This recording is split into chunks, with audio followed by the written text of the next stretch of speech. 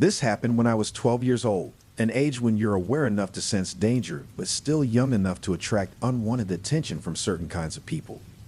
We lived in a fairly busy neighborhood, but our house was at the end of a dead-end street near a small nature reserve. Across from us was a retention pond, and if you ventured through the woods behind it, you'd eventually find yourself in a little community park. One Saturday night, there was a small carnival being held in that park. Since I wasn't hanging out with friends, my mom suggested that I check it out. She wasn't the kind of parent who was overly strict about going out after dark, so she trusted me to go on my own. I decided to take her up on the suggestion. I grabbed a flashlight and made my way through the woods, following the faint trails that led to the park. The forest was dense, and the night was pitch black, but the distant glow of carnival lights helped guide me. Eventually, I reached the park, where the carnival was in full swing. There were all the usual rides, a Ferris wheel, a mini roller coaster, spinning rides, and of course, the game booths and concession stands. The atmosphere was lively, but not overly crowded since it was getting late. As I wandered around, I noticed a large striped circus tent near the edge of the carnival. Curious, I peeked inside and saw a small crowd watching a trio of clowns performing on a tiny stage. One clown was riding a tricycle, another was juggling, and the third was dancing around in exaggerated silly movements. This third clown caught sight of me standing in the entrance and immediately started waving at me, signaling for me to come closer or even come onto the stage. I wasn't sure what he wanted, but I knew I didn't want any part of it, so I turned and walked away. I ran into a friend of mine, Jason, at one of the game booths, and we hung out for about half an hour, playing games and trying to win prizes. Soon, the carnival started winding down, and people began to leave. I said goodbye to Jason and headed back toward the woods, ready to make the trek home. As I was approaching the fence that marked the edge of the park, I heard someone call out to me from behind. I turned to see the same clown from earlier, the one who had waved me over in the tent. He asked if I wanted to see the backstage area of the circus tent and check out some cool things that weren't on display for the public. His voice was overly cheerful, but something about his tone made me feel uneasy. I quickly declined and started walking into the woods, glancing back every few seconds to make sure I wasn't being followed. At first, the clown just stood there, watching me with that painted-on grin that looked even more disturbing in the dim light. When I was sure he wasn't following, I started to relax a bit, but I still picked up my pace. The walk through the woods was about half a mile, and I was nearly 3/4 of the way home when I heard footsteps behind me. My heart dropped as I turned and saw the clown emerging from the darkness, illuminated by the beam of my flashlight. He had a menacing look in his eyes that I hadn't noticed before, and he was walking towards me with a determined stride. Panic set in, and I did the only thing I could think of. I threw my flashlight at him as hard as I could and bolted in the direction of my house. I could hear his footsteps pounding the ground behind me, getting closer with every second. My lungs were burning, and my legs felt like they might give out, but I pushed myself harder, knowing that reaching the road meant safety. When the road finally came into view, I heard the footsteps behind me stop. I dared to glance back and saw the clown standing at the edge of the woods, watching me with a sinister smile. He didn't follow me out onto the street, and after what felt like an eternity, he turned and disappeared back into the darkness of the forest. I stumbled into my house, gasping for air, and my mom immediately noticed how out of breath and shaken I was. She asked what happened, but I was too scared to tell her the truth. Instead, I lied and said I had jogged the whole way back. She seemed to accept my explanation, but I knew I would never forget that night. I didn't tell anyone about the encounter, fearing that it might lead to my mom not allowing me out after dark anymore, but the memory of that clown still haunts me to this day. Up until I was 14, I had an irrational fear of clowns. It all started when I was 5 years old and had my first encounter with one at a county fair. The memory of that garish face and unsettling smile stuck with me for years, turning into a deep-seated phobia that I couldn't quite shake. It was a cold Tuesday night in November during the school break.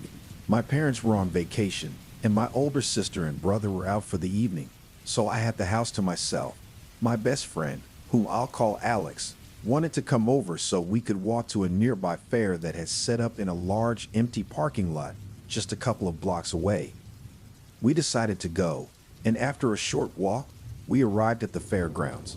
The place was brightly lit and filled with the sounds of carnival games, laughter, and the distant roar of rides. We wandered around for a while, playing a few games and just soaking in the atmosphere. That's when we saw him, a clown. He wasn't like the typical clowns you see at parties or parades. He didn't speak, he didn't laugh, and he didn't try to engage us with silly antics. Instead, he just stood there, smiling and making slow, exaggerated hand motions. His behavior was more akin to a mime than a clown, and there was something deeply unsettling about the way he moved. Every few seconds, he seemed to inch closer to us, closing the distance in an almost imperceptible way. Alex and I exchanged uneasy glances, and then he patted the clown on the shoulder, offering a polite smile before we walked away. As we left, I couldn't shake the feeling that the encounter had been more creepy than anything else. Alex agreed, saying the whole thing felt off. We started heading back to my house, walking along the quiet neighborhood streets. The night was still and eerily silent, with only the occasional rustle of leaves in the breeze. After a few minutes, we heard footsteps behind us. We turned around, but there was no one there. It was unnerving, but we convinced ourselves it was just our imagination. The footsteps continued, however, growing louder and closer. Alex was visibly freaked out and suggested he go home, but I was too scared to be left alone. I convinced him to stay with me, and we hurried back to my house, constantly glancing over our shoulders. When we finally reached my front door, I fumbled with my keys, trying to find the right one in the dark. Alex nudged me urgently and whispered, "Look." I turned around and saw a figure lurking in the bushes of my neighbor's yard. It was the clown from the fair, and he was staring at us intently. The moment he realized we had spotted him, he stepped out from the bushes and started walking toward us. My heart was pounding in my chest as I desperately tried to unlock the door. Finally, the key slid into the lock, and we rushed inside, slamming the door behind us. We didn't waste any time. We ran upstairs to my little brother's room, which had a window that overlooked the driveway. We peeked out and saw the clown standing there, right in the middle of the driveway, looking up at the window as if he knew we were watching him. His eyes were fixed on us, and he didn't move a muscle. It was as if he was waiting for us to come back out. Terrified, I shut the blinds and we both ducked down, trying to stay out of sight. We could hear our own breathing, heavy and ragged, as we huddled together in fear. Minutes passed like hours, but eventually, when we dared to peek out again, the clown was gone. Whether he had left or was still lurking somewhere in the shadows, we had no way of knowing.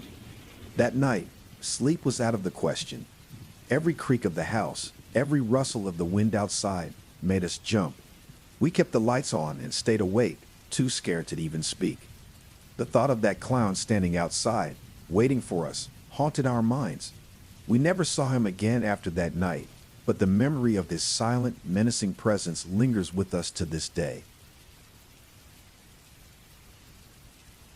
If you've seen the news lately, you might have heard about clowns luring people into the woods. I was one of the first to experience something like that, and it was utterly terrifying. I'm 14 years old and live in a small town in rural South Carolina. The town has a population of around 130 people, so you can imagine how quiet it is, especially at night. Summer was coming to an end, and I had been working a summer job at the local lumberyard. It was a great job, helping customers load lumber into their vehicles and moving heavy boards around. The work was physically demanding, but I didn't mind. I liked staying active, and the pay was decent for a teenager. The best part was that my house was exactly 1 mile away, so I would walk to and from work every day. The road between the lumberyard and my house was narrow and winding, with dense forests on either side. There were no other houses or buildings along the way, just trees and the occasional game trail. One evening, after a long day at work, I started my walk home around 9:30 p.m. The sun had set, and the moon was just starting to rise, casting a faint light on the road ahead. The only sounds were the crickets and frogs, their chorus filling the night air. As I walked, I was lost in thought, kicking pebbles along the road as I went. About halfway home, I heard something that made me stop in my tracks, a high-pitched, cackling laugh. I pulled out my earbuds and stood still, straining to hear it again, but all I could hear was the incessant chirping of the crickets. I shrugged it off, thinking it was just my imagination, and continued on my way.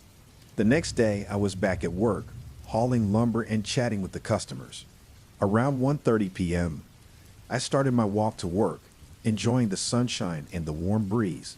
As I walked, I spotted something unusual lying in the dirt by the side of the road, a bright red ball. Curious, I picked it up and gave it a squeeze. It squeaked, and I immediately realized what it was, a clown nose.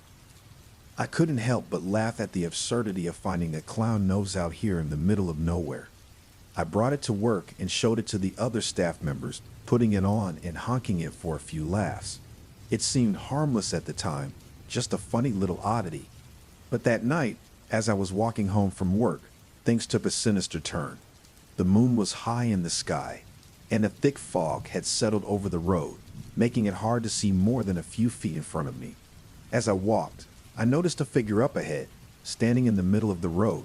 At first, I thought it was a deer, but as I got closer, I realized it was something else entirely. The figure moved, and I saw that it was a person, a clown, standing there with a twisted grin on his face. His costume was dirty and tattered, the colors faded and smeared with mud. His makeup was streaked, as if it had been hastily applied or worn for far too long. And his eyes, they were dark, empty, and devoid of any humanity. The clown called out to me in a sing-song voice, "Hey there, you have something of mine." My blood ran cold as I realized he was talking about the clown nose I had found earlier. I took a step back, trying to figure out what to do. "I don't have anything of yours," I stammered, trying to keep my voice steady. But the clown just tilted his head to the side, a sinister smile spreading across his face. "Well then," he said, his voice dripping with malice, "if you don't have my nose, I'm going to need yours." With that, he pulled something out from behind his back, a long, gleaming blade that looked like a mashie.